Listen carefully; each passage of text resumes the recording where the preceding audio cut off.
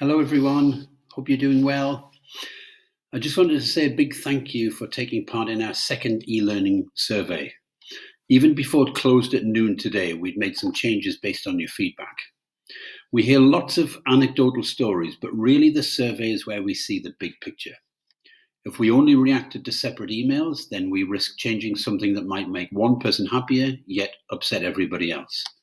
And when we look at individual comments, one might say they would like more of something, another might say they would like less. So this is why the survey is really important, because it shows us patterns and trends. So some quick highlights of the survey. From the pre-K to grade 5 parent survey, as far as communication goes, 76% of you felt our communication had been good or very good, with another 20% who felt it was fair. For grade 6 to 9 parents, 80% felt that communication had been good or very good, with 15% rating communication as fair. For the question, how effective was learning overall?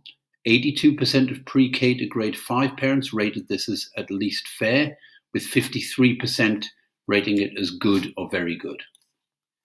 On engagement, 80% of pre-K to grade 5 parents felt their child's level of engagement with e-learning was at least fair, with 52% feeling engagement was good or very good. 95% of grade 6 to 9 parents felt their child's engagement was either good or very good.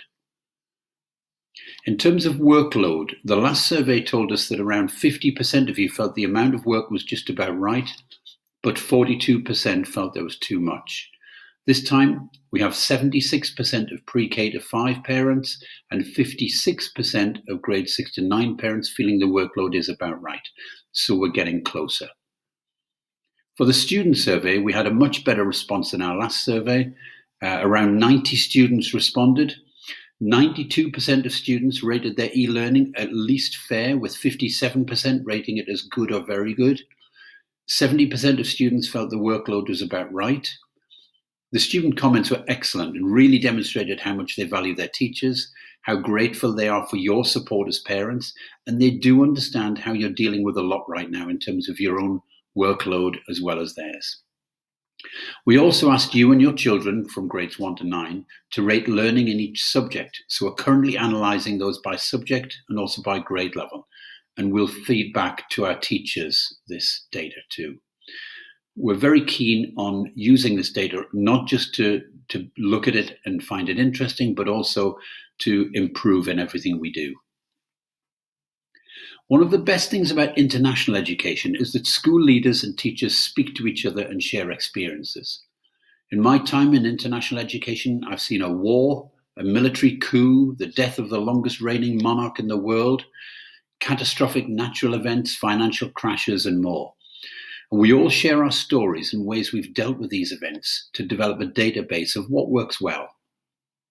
We've been in contact with colleagues in the Far East who've been in lockdown for a lot longer than we have, and we've learned about what went well for them and what didn't go so well in their schools. So here I wanted to talk a little bit about Zoom, today's hot topic. 1 or 2 survey responses expressed disappointment that we didn't engage with Zoom earlier. And I would like to reiterate what I said last time.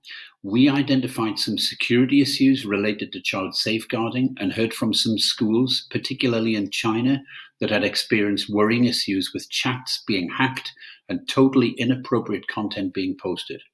We did not want to expose our students to this, so we waited until Zoom addressed this security breach. Now they've added a feature that means each Zoom conversation in an educational establishment requires a password and is more carefully controlled. Our first responsibility to you and to our students is to ensure their safety. So that's why we waited until this was arranged before making Zoom part of our whole school e-learning toolkit. In addition, research tells us that Zoom is a great way of reintroducing the social element of learning, but it's no panacea and won't be suited to all children. Therefore, we will use it in all grade levels from now, but children will not spend all day on Zoom. E-learning is not and cannot be like classroom learning. The dynamic is just so different, so we shouldn't directly compare the two. I know for some of you it may seem frustrating and it can feel like you're doing the teaching.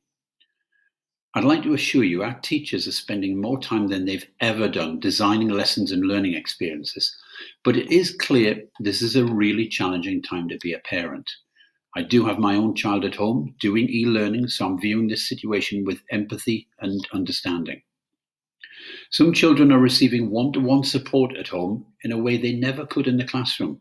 Relationships between parents and children are being developed more intimately. And I know there might be times when you just want to scream at each other, but remember, this is not a permanent situation. It will pass.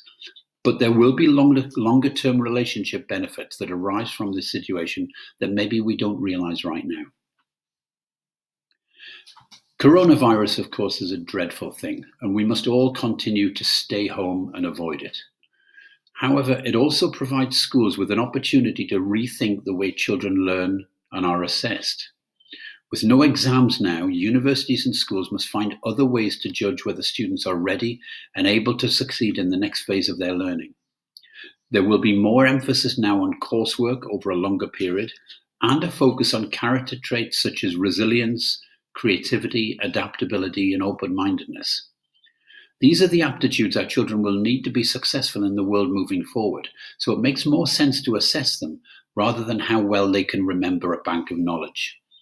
I would really love it if this situation we all find ourselves in now actually changes permanently the way we assess children, moving away from a standardized approach, because children do not all learn in the same way. In our survey, I had some great questions from parents about assessment. For example, how will we assess students when we aren't there with them? For a start, we're assessing engagement, how well they are actually having a go with this new type of learning. As I said last time, we're not looking for perfection, but we are looking for the way students engage with the learning, how present they are. Otherwise, we'll continue to assess student learning as closely as we can. We will arrange parent conferences online, and there will be reports, so those will remain as close to normal as possible. That's probably enough for me now. So until next time, stay safe, everyone. Please hug your kids twice, first one for yourselves and the second one from all of us at Fairgreen. We'll see you again soon. Take care.